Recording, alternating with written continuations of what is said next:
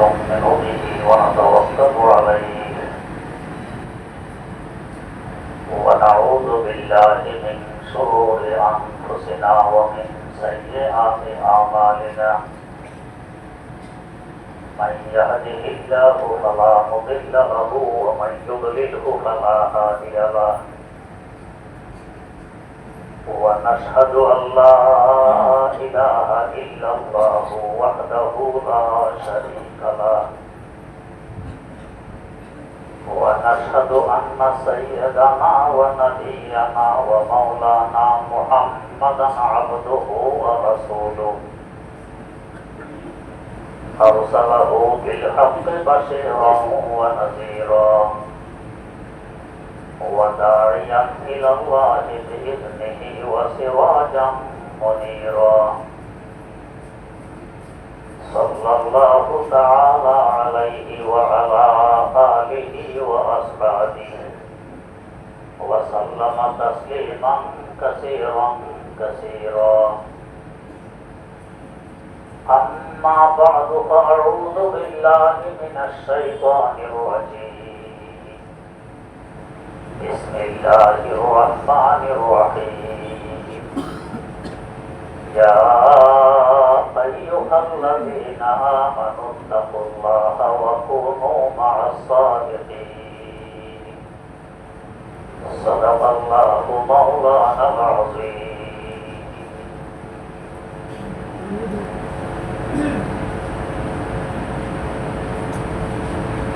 الله رب العالمين তিনটি স্থান সৃষ্টি করেছেন। একটি দুনিয়া যেখানে আমরা এখন আছি,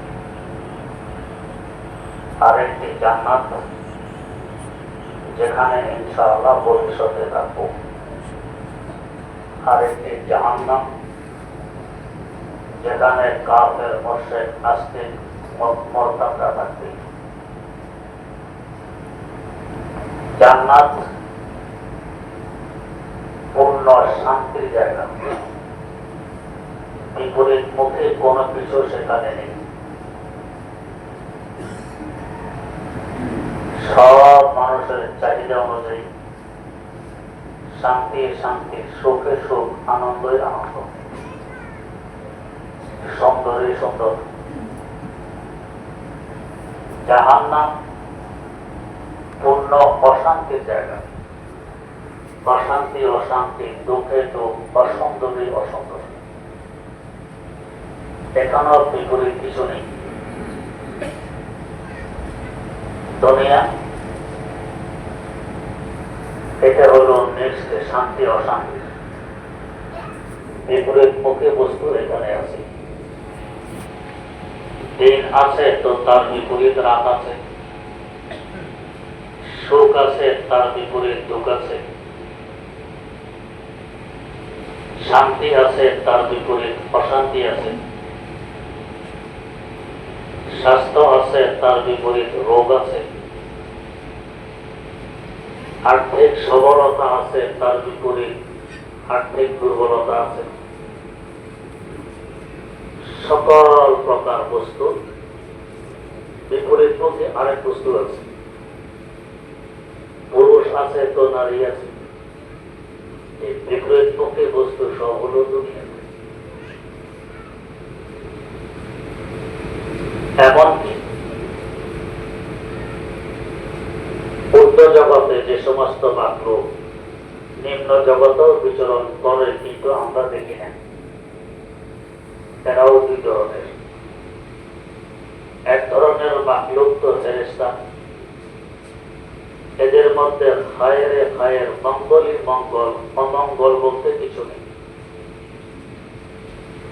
নিজেরাও আল্লাহ রাব্বুল আলামিনের আনুগত্যশীল, পাপ মুক্ত স্বচ্ছ ফুলের মতো পরিষ্কার জীবনের অধিকারী। অন্যদের বেলায়ও চায় এরাও পাপ মুক্ত থাকুক, পরিষ্কার থাকুক, মানুষকে ভালো কাজের জন্য উদ্বুদ্ধ করে। আরেক মাখলুক আছে, এদেরকে আমরা দেখি না, যেমন শয়তান। নিজেও পাপ মুক্ত নয়, কলঙ্ক যুক্ত, অন্যকেও চায় কলঙ্ক যুক্ত করতে, নিজে জাহান্নামী, অন্যকেও চায় জাহান্নামী বানাবে। এমনকি এরা যদি কখনো বাহ্যিক দৃষ্টিতে ভালো কাজের জন্য উদ্বুদ্ধ করে,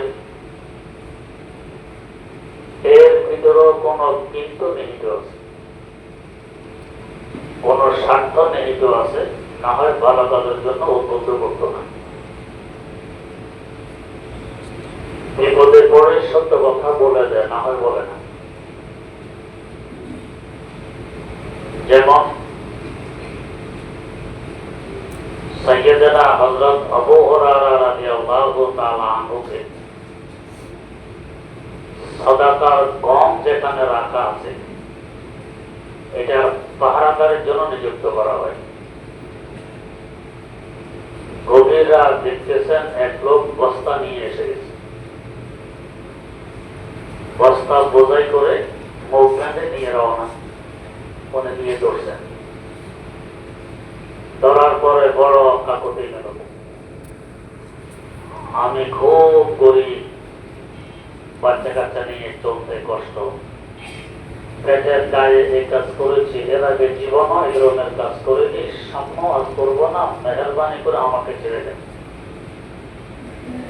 অনেক কাকুতি মিনতি করেছেন, আর তিনি সাহাবায়ে রাসূল হযরত আবু হুরায়রা রাদিয়াল্লাহু তাআলা ছেড়ে দিলেন।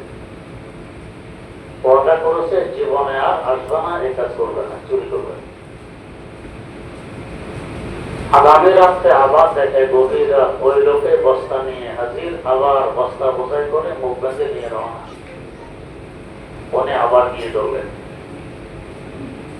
কালকে তুমি ওয়াদা করেছো আর আসবে না, আজকে আবার এসে গেছো, ওয়াদা ভঙ্গ করেছো, আত্মসাৎ হবে। আবার সেই কাকুতি মিনতি, টাকার গায়ে কাজ করতে বাধ্য হয়েছি, আগেও করিনি, জীবনে আর করবো না, আর আসবো না, ছেড়ে দেন। সাহাবিয়ে রাসূল মন নরম হয়ে গেছে, ছেড়ে দিন। তৃতীয় রাত্রে আবার সেই কাজ, আজকে আসা আসায়নি, আজকে যতই কাকুতি মিনতি, না আজকে আসাবো না। শেষমেশ বলল, হুজুর আসলে আমি কোনো মানুষ নয়, আমি শয়তান। তো যাক, এখন আরো ভালো, আসতো সার প্রশ্নে আসে না। মানুষ হলেও তো যাক দারিদ্রতার কারণে বাধ্য হয়ে কাজ করতে আসছে, যখন শয়তান তোমার তো ধনী গরিবের প্রশ্ন নেই, আসা আসাই। বাধ্য হয়ে বলে যে যদি একটি কাজ আপনারা করেন, তাহলে আমাদের এই ধরনের উপদ্রব থেকে সহজে বাঁচতে পারবেন। কি কাজ? ওই যদি রাত্রে শোয়ার সময় উযু করে আয়াতুল কুরসি পড়ে শোন, তাহলে আমরা এই ধারে কাছে আসতে পারি না। আয়াতুল কুরসি আমাদের জন্য বাধা হয়ে দাঁড়ায়।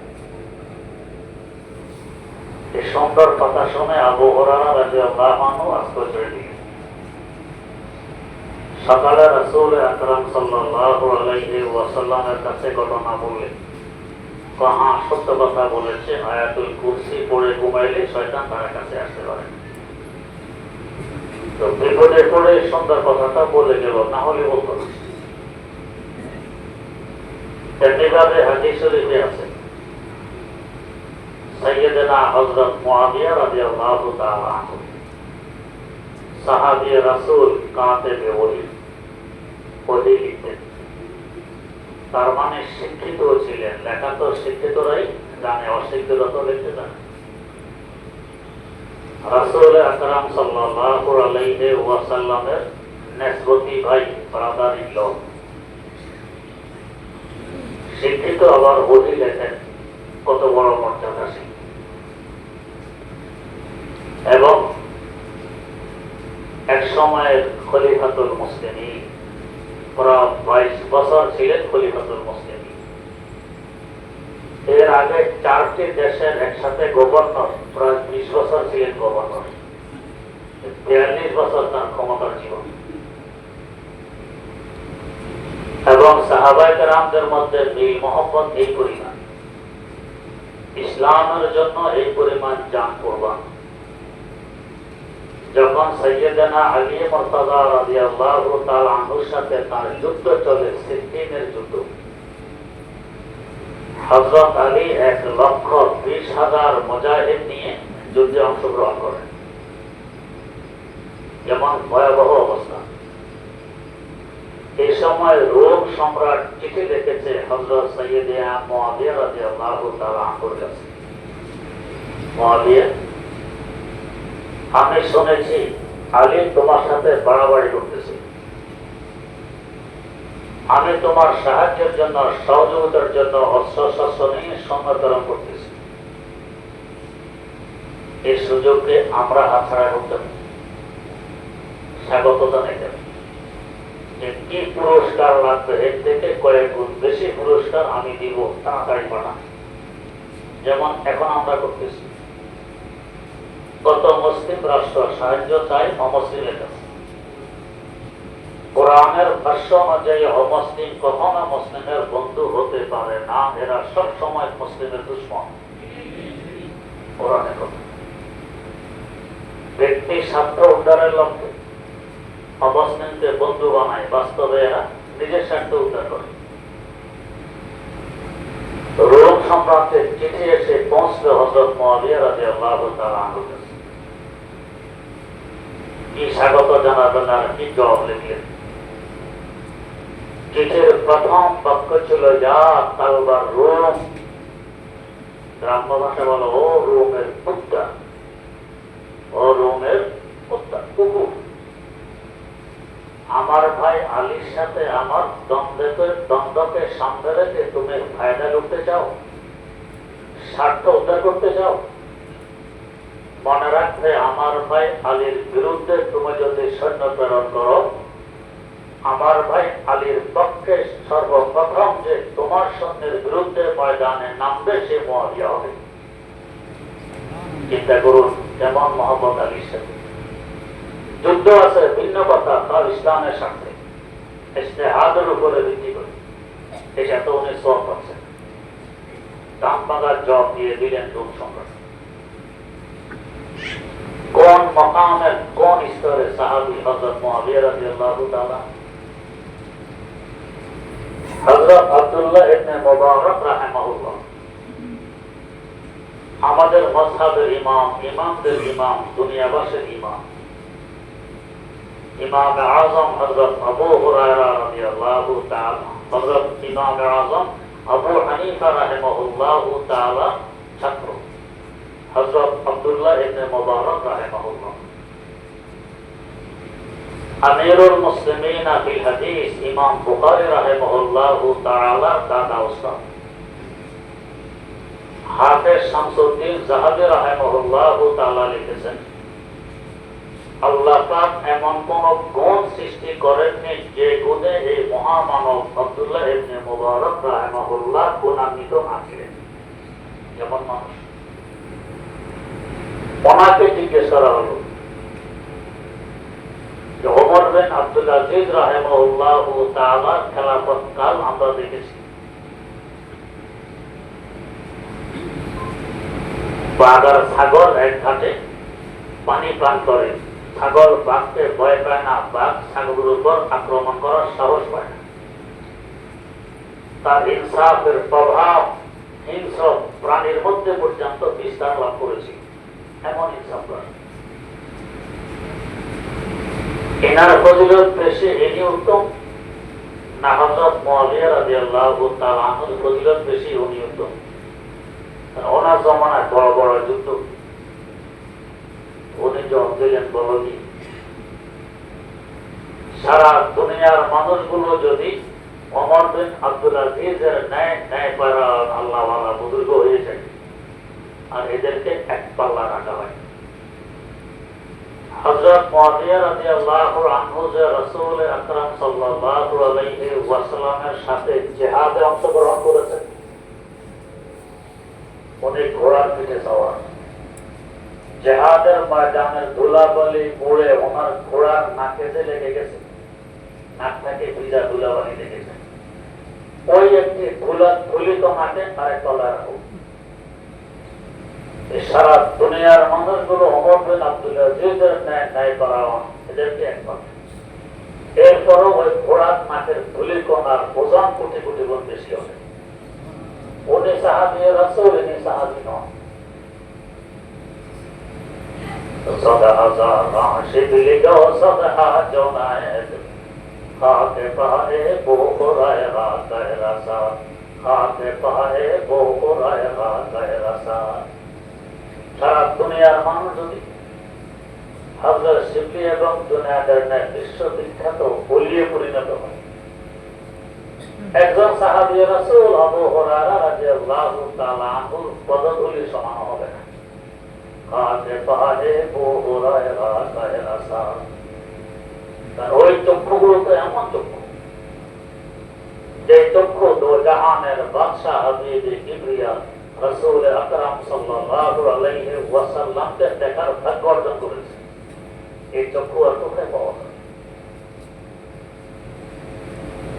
হযরত মুআবিয়া রাদিয়াল্লাহু তাআলা আনহু তাহাজ্জুদ গুজার, সবসময় তাহাজ্জুদ পড়েন। একবার হয়তো রাষ্ট্রীয় কাজে খুব ব্যস্ত ছিলেন, হয়তো ঘুমাইতে দেরি হয়ে গেছে, তাহাজ্জুদ করতে পারেন। এরপরের দিন সারাদিন কান্নাকাটি আর নামাজ কালাম ইস্তেগফার। আল্লাহ তাহাজ্জুদটা করতে পারলাম। আমরা তো করতে না পারলে গুনাতে করিনি, নেকি কামাইতে পারলাম না, গুনাতে করিনি। সাহাবী রাসূল আল্লাহ পাকের কাছের বান্দা, এটাকেও তারা অপরাধ মনে করেন। ইস্তেগফার আর তওবা, সারাদিন কান্নাকাটি, বারবার নামাজ, ইস্তেগফার, তওবা। আগামী রাত উনি ওনার কামরায় শোয়া, তাহাজ্জুদ রাত মুহূর্তে দেখে ওনার পা ধরেছে, নাচতেছে, বলতেছে, মুআবিয়া ওঠুন, তাহাজ্জুদের সময় হয়ে গেছে, তাহাজ্জুদ পড়ুন। আমি তো একা শুনলাম কামরায়, কে এখানে ঢুকলো, কিভাবে ঢুকলো, কে আমাকে জানায়, হাত ধরে দিলেন। তো সাহাবী রাসূল বুঝাতে বাকি নেই, তো তুমি তো শয়তান। জি হুজুর, আমি শয়তান। তো তুমি শয়তান, তোমার তো কাজ তাহাজ্জুদ যাতে পড়তে না পারি ওই চেষ্টা করো। উল্টা আমাকে দেখাইতেছো তাহাজ্জুদ পড়ার জন্য, ব্যাপারটা কি? এটা তো তোমার কাজ নয়। জি হুজুর, আপনার মতো একজন সাহাবী রাসূল খলিফাতুল মুসলিমিন তাহাজ্জুদ পড়তে পারবেন না, কেমন কথা? মাঝে মাঝে ভালো কাজ তো করা লাগে, সে জায়গায় দিলাম তাহাজ্জুদ পড়ে দেয়। সাহাবী রাসূল না, এর মধ্যে কোনো কিছু আছে, দোকান আছে, বলো না, ছাড়বো না। না হুজুর, ভালো কাজ করলাম, জায়গায় দিলাম, তাহাজ্জুদ পড়বেন, সওয়াব পাবেন, নেকি কামাইবেন। না, কোনো কিছু আছে, তোমার তো কাজ এটা না। তোমার তো কসম ছিল, তবে ইজ্জত থেকে আল্লাহ ইয়ান্নাহু আজমাইন। আল্লাহ তার ইজ্জতের কসম খাইয়ে বলছে, আপনার সব মানুষকে আমি গোমরাহ করে ছাড়বো। তোমার কসম।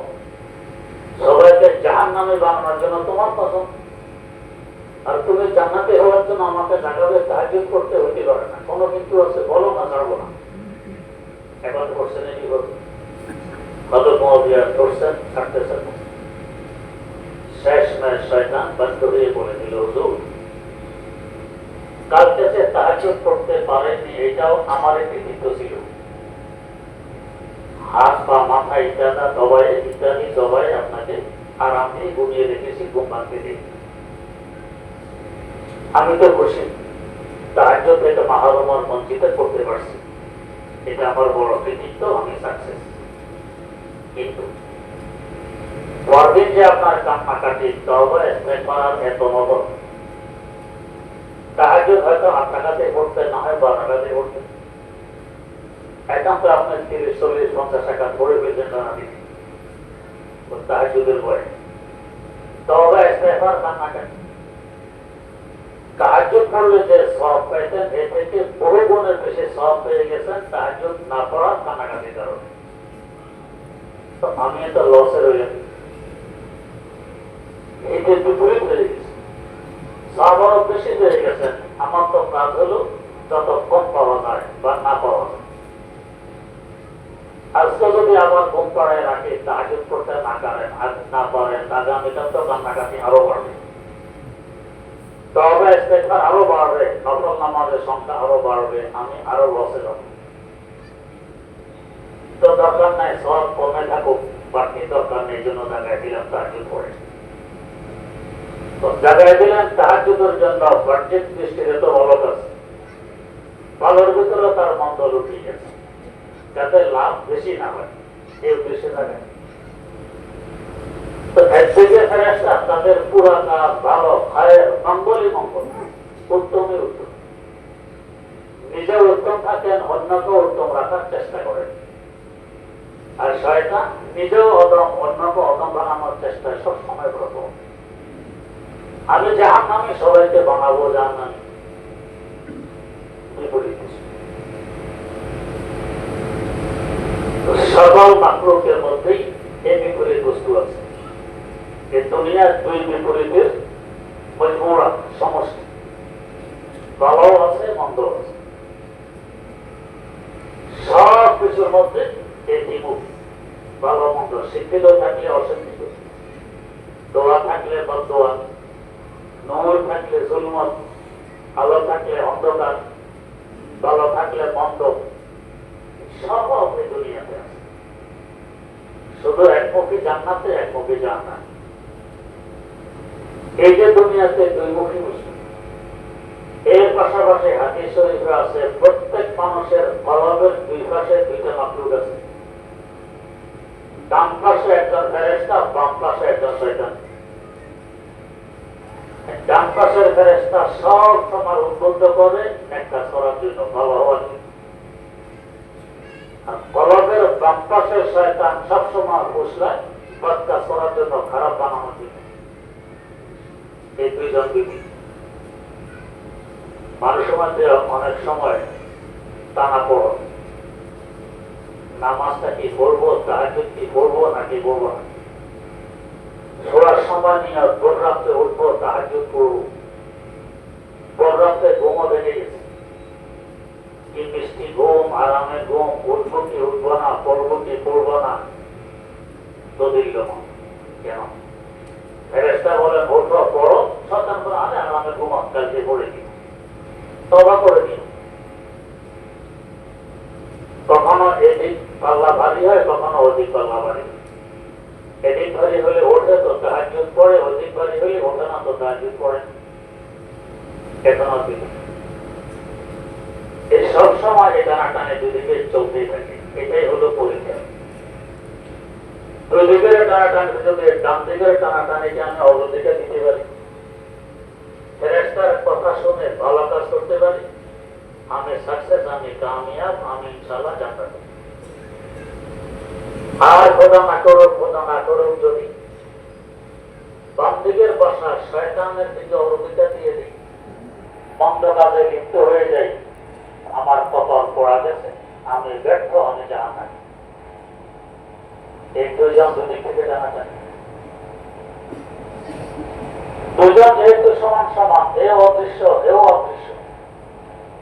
এ ভালো কাজের পরামর্শ দেয়, সে মন্দ কাজের পরামর্শ দেয়। এ ভালোর জন্য উদ্বুদ্ধ করে, ও মন্দের জন্য উদ্বুদ্ধ করে।